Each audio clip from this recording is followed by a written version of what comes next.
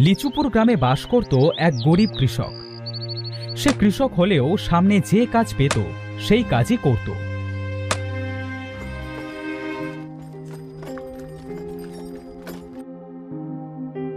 একদিন তার বউ বলল, ওগো, এভাবে আর কতদিন বাজার ঘাট করবে না শুনি?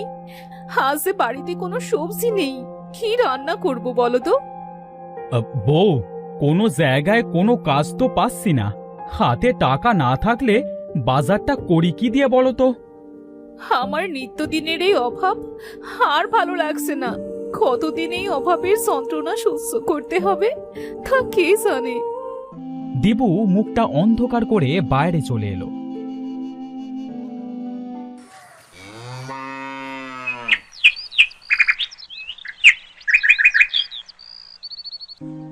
সন্ধ্যায় যখন তারা ঘরে ছিল, অজয় নামের একটা লোক দিবুদের বাড়ি আসলো।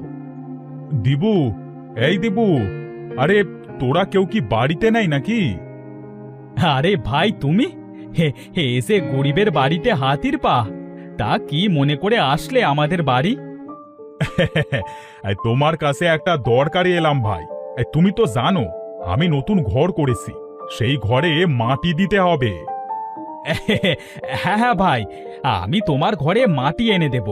তা বলো, কোথা থেকে মাটি আনতে হবে? আরে দাঁড়াও দাঁড়াও, এত ব্যস্ত কেন? মাঠে আমার যে উত্তরের জমিটা আছে সেই জমি থেকে মাটি কাটতে হবে, বুঝলে? আচ্ছা ভাই, আমি তোমার জমি থেকে মাটি কেটে দেব, তুমি নিশ্চিন্তে বাড়ি যাও। ভাই, তোমাকে মাটি কেটে বাড়ি আনতে হবে না, ওখানে গাড়ি থাকবে। মাটি কেটে গাড়িতে উঠিয়ে দিতে হবে। কাল সকাল থেকে কাজ শুরু করো। হ্যাঁ, আচ্ছা ভাই, ঠিক আছে।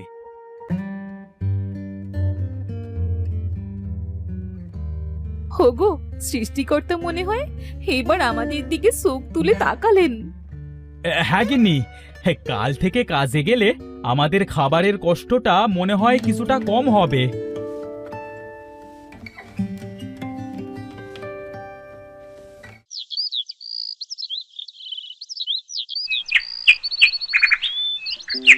পরের দিন সকালে দিবু মাটি কাটবার কাজে মাঠে গেল।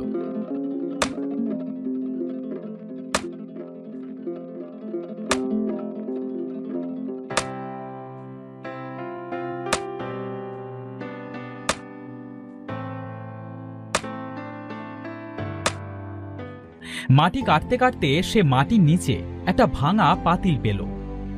আরে, এটা তো একটা মাটির হাঁড়ি, তবে এর মুখের কাছে ভাঙা। এই ভাঙা পাতিল নিয়ে আর কি করব? ভাগ্যটাই যখন ভাঙা, তাহলে ভাঙা পাতিল ছাড়া আর কি বা জুটবে? ভাই, এই ভাঙা পাতিলটায় কি দেখছো? এটা রেখে তাড়াতাড়ি কাজ করো।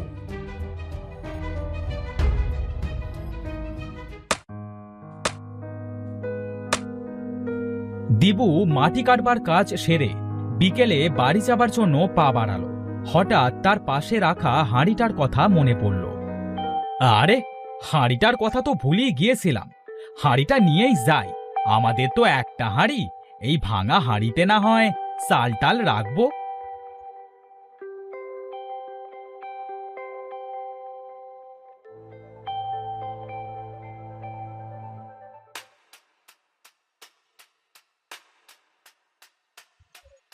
গিন্নি, ও গিন্নি, এই আমার জন্য একটু পানি নিয়ে এসো তো। এই নাও পানি।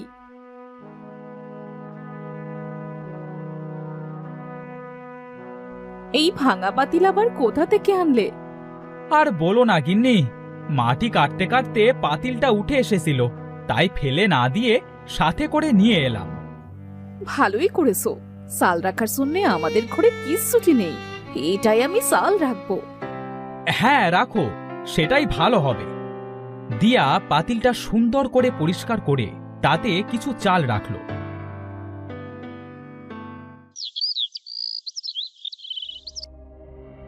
বাইরে কাজ গুছিয়ে সন্ধ্যার সময় দিয়া আর দিবু যখন ঘরে গেল, দেখল পাতিল থেকে চাল নিচে পড়ে যাচ্ছে। গিন্নি, তুমি আজ এত চাল কোথায় পেলে? হাঁড়িতে ধরছে না বলে নিচে রেখেছো? দিয়া খাটের নিচে তাকিয়ে দেখল চাল পাতিল থেকে নিচে যেন উতলে পড়ছে। আরে, আমি তো এই পাতিলে এখনো চাল রাখিনি, তাহলে এত চাল আসলো কোথা থেকে?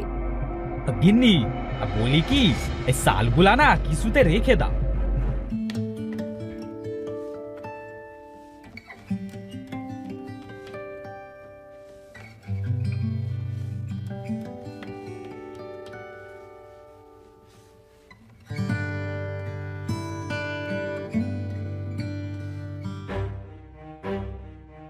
আরে দেখো, এই পাতিল আবার চালে ভরে গেছে। এইটা তো জাদুর পাতিল মনে হয়। আমার কিন্তু খুব খুশি লাগছে। গিন্নি, আমাদের কষ্টের দিন বুঝি এবার শেষ হবে। শোনো গিন্নি, এই পাতিলের কথা যেন ভুলেও কেউ টের না পায়। আরে না না, কেউ টের পাবে না। তুমি এক কাজ করো, এই পাতিলের ভেতরে কিছু টাকা রেখে দেখো তো, টাকা হয় নাকি। যেই ভাবা সেই কাজ। দিবু পাতিলের ভেতরে টাকার একটা নোট রাখতেই সম্পূর্ণ পাতিলটা টাকায় ভরে গেল। আরে বাপরে, এটা তো ভারী অবাক করা কথা। এখানে তো যে জিনিস রাখা হচ্ছে তার দ্বিগুণ হয়ে যাচ্ছে। আমরা তো রাতারাতি বড়লোক হয়ে যাব। হোগো, এই টাকা দিয়ে কাল অনেক বাজার করে আনবে। কতদিন হয় আমরা ভালো মন্দ কোনো খাবার খাই না। এই আনবো গিন্নি, আনবো।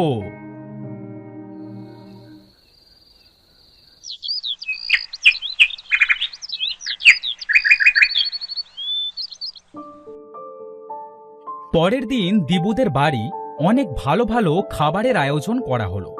দিয়া খেতে খেতে বলল, আহ, কতদিন পরে মনে হচ্ছে যেন অমৃত খাচ্ছি। খাবার আগেই যেন পেটটা ভরে গেছে। খাও গিন্নি খাও, এখন থেকে যত খুশি তত খাবে। হোগো, এবার আমাদের এই ভাঙা বাড়িটা ভেঙে একটা সুন্দর দেখে বাড়ি করলে কেমন হয় বলো তো? কথা তো মন্দ বলনি। তাছাড়া এবার যদি ঝড় বৃষ্টি হয় তাহলে তো আমরা এই ঘরে থাকতেই পারবো না। দেখি, এই আমি কালই ঘরের মিস্ত্রির সাথে কথা বলবো। হ্যাঁ। পরের দিন দিবু ঘরের মিস্ত্রির সাথে কথা বলে তাদের সেই পুরনো বাড়িটা ভেঙে সেখানে একটা সুন্দর দেখে নতুন প্রাসাদ করল। আশেপাশের মানুষ তো দিবুর আঙুল ফুলে কলাগাছ হওয়াটা দেখে স্বাভাবিকভাবে নিল না। ভাই দেখেছিস, দিবু আমাদের মতো একজন গরিব কৃষক ছিল, আর হঠাৎ করে সে এত টাকার মালিক কিভাবে হলো? হ্যাঁ, সেটাই তো ভাই, গ্রামের সবাই তো তাই বলা বলি করছে। ভাই, আমরা আজ রাতে ওদের সব ঘর তল্লাশি করব। হ্যাঁ, দেখি এদের এত টাকার মালিক হবার কারণটা কি। হ্যাঁ হ্যাঁ ভাই, ঠিকই বলেছ। চলো আজ রাতে তাহলে গিয়ে দেখি ওদের টাকার রহস্যটা কি।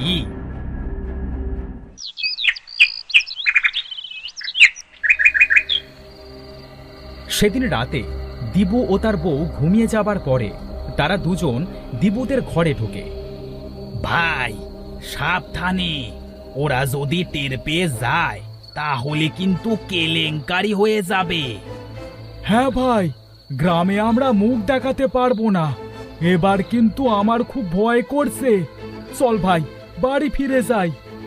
আরে না, দাঁড়া দেখি কি করা যায়। এই চল, ওই ঘরটায় দেখি।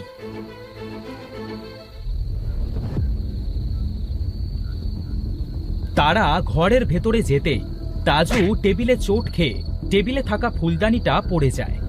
ঘরের ভেতরে প্রচন্ড শব্দ হওয়ায় দিবু ও তার বউ জেগে যায়। গিন্নি, এই গিন্নি, তাড়াতাড়ি ওঠো, আমাদের বাড়িতে নিশ্চয়ই চোর টোর কিছু এসেছে। হ্যাঁ, মনে হচ্ছে আমাদের হাড়িটার খবর কেউ পেয়ে গেছে। তাড়াতাড়ি ওঠো। ভাই তাড়াতাড়ি ওঠ, না হলে ওরা এক্ষুনি চলে আসবে। তারা দুজন দিবুরা আসার আগে ঘর থেকে বেরিয়ে গেল। দুজন ঘরে এসে দেখল একটা ফুলদানি ভাঙা, আর পাশে একটা বিড়াল ডাকছে। যাক, বাসা গেল। আমি তো ভাবলাম হাড়িটা বুঝি চোরে চুরি করতে এসেছে। বাবা রে, আমায় তো এই বিড়ালটা ভয় পাই দিয়েছিল। আজ চলো আজ এই রুমে ঘুমিয়ে পড়ি।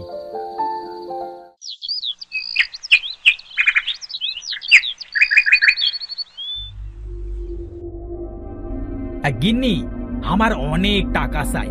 এই টাকায় আমার আর হবে না। আমি প্রতিদিন হাড়ির ভেতরে একটা করে টাকা নোট দেব আর 1 হাড়ি করে টাকা নেব। সেই টাকা দিয়ে আমি কোটিপতি হব। ওগো, বলি এত লোভ করতে যেও না। বেশি লোভ করলে শেষে কিন্তু সব হারাতে হবে। আরে গিন্নি, তুমি এটাকে লোভ বলছো কেন? এই টাকা পয়সা যদি নাই পাই, তাহলে এই অকেজো পাতিল রেখে আর কি করব? ওটা ফেলে দিও। মুখে যা আসছে তাই বলে যাচ্ছ। যার জন্য এত কিছু পেলে তাকেই কিনা আজ অকেজো বলছো? এই তুমি চুপ থাকো। পাতিলটা আমি পেয়েছিলাম, আমি। এটা মনে রেখো, আমি এটা দিয়ে যেটা খুশি সেটা করতে পারি। হ্যাঁ, জ্ঞান দিচ্ছে। তাদের ঝগড়ার মাঝে একটা বুড়ি তাদের বাড়ি এসে বলল, মা, বাড়িতে কেউ আসো, আমাকে একটু সাহায্য করো মা। কি বলছো গো বুড়িমা? আমাকে একটু সাহায্য করো মা, আমার যে খুব খাবার কষ্ট, কিছু খাবার দেবে মা আমাকে? হ্যাঁ বুড়িমা, তুমি ভেতরে চলে এসো, আমি তোমাকে খাবার দিচ্ছি। দিয়া বুড়িকে নিয়ে ঘরের ভেতরে গেল। দিবু বুড়িকে দেখে বলল, এই কি হলো? এই বুড়িকে তুমি বাইরে থেকে বিদায় না করে ঘরের ভেতরে আনলে কেন? হ্যাঁ, কি বলছো তুমি বুড়িমার সামনে? ইনি ক্ষুধার্ত, তাই খেতে এনেছি। যাও, একে বাইরে খাবার দিয়ে বিদে করো। স্যা স্যা স্যা স্যা স্যা, কি ময়লা দেখতে। হ্যাঁ, থাক বাবারা, তোমরা আমার জন্য নিজেদের ভেতরে আর ঝগড়া করো না, আমি চলে যাচ্ছি। বুড়ি কথা বলে তাদের বাড়ি থেকে চলে গেল। দিবু দিয়াকে বলল, এই, তোমাকে আজ বলে দিলাম যে সে মানুষকে আমার বাড়িতে আনবে না, বুঝেছো? তুমি অনেক পাল্টে গেছো, আগের মতো আর নেই।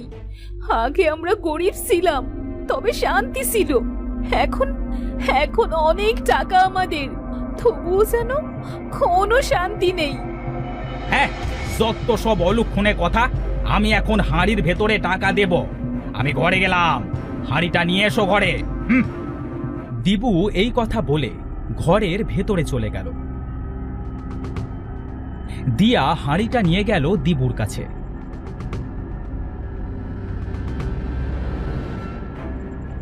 এ কি, আমি হাঁড়ির ভেতরে টাকা দিলাম, তবে হাঁড়িটা আজ কেন টাকা দিল না? হ্যাঁ,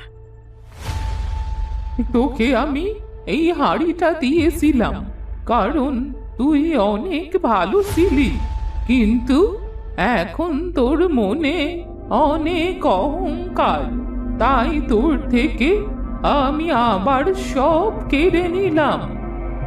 না বুড়িমা, তুমি আমাকে ক্ষমা করে দাও। আমি আমার মনে আর কোনো দিনও অহংকার আনবো না। তোকে আমি অনেক দিয়েছিলাম, কিন্তু দিন দিন তোর চাহিদা এত বেড়ে গেল যে তা সীমার বাইরে চলে গেছে। তোর গরিবে মানাবে, টাকাতে নয়। এ কথা বলে বুড়িটা হাঁড়ি থেকে গায়েব হয়ে গেল। দিবুর ঘরটাও আগের মতোই ভাঙাচোরা হয়ে পড়ে রইল। হ্যাঁ, সৃষ্টিকর্তা আমাকে পরীক্ষা নিয়েছে, তবে সেই পরীক্ষায় আমি পাশ করতে পারি নাই। খুব ভালো হয়েছে, বুড়িমা তোমাকে ঠিক কথাই বলেছে। তোমাদের মতো মানুষদের টাকায় নয়, সেরা কাপড়েই মানায়। গিন্নি, তুমি আমাকে ক্ষমা করে দাও।